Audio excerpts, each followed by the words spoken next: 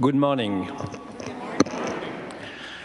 I am honored to be here and speak to you today. As you have probably guessed, I'm French. I moved to DC 2 years ago with my wife Anne-Sophie and our 4 boys, Paul and Ferdinand, Louis and Theodore. I was born Protestant in the Huguenot tradition. Being part of a religious minority persecuted for centuries and having deep family roots in Le Chambon-sur-Lignon, a village where 5,000 Jewish children were saved during World War II, that heritage gives you a sense of values and direction. But heritage is not faith. Faith is something more personal, more intimate. As a child, before falling asleep, I let my thoughts wander, and they always lead me to the idea of God.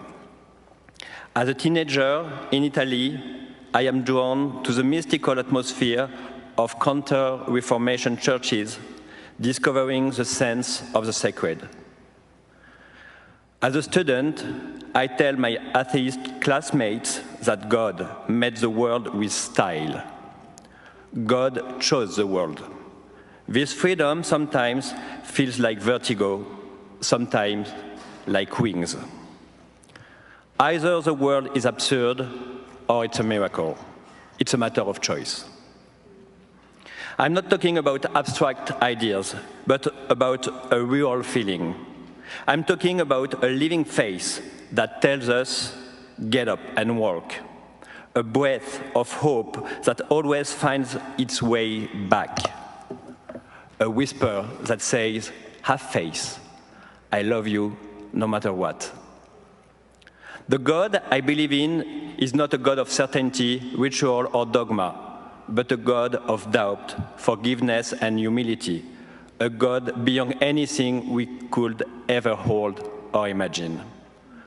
A God of emotion. And St. Columba's gives me access to that emotion. The church is on the way to Janus School.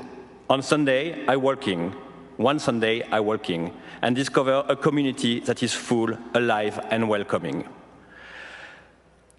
I start coming regularly, bring my children Paul and Ferdinand. Sunday after Sunday, I see their faces light up when the music fills the church. At Christmas, they ask to come back for the 10 p.m. service and fall asleep after 10 minutes. Finally, at Pentecost, they are so happy to be baptized by Joshua. Once, during the Holy Communion, I feel what he just explained in his sermon. God is radically for us, does not corrupt us, and loves us unconditionally.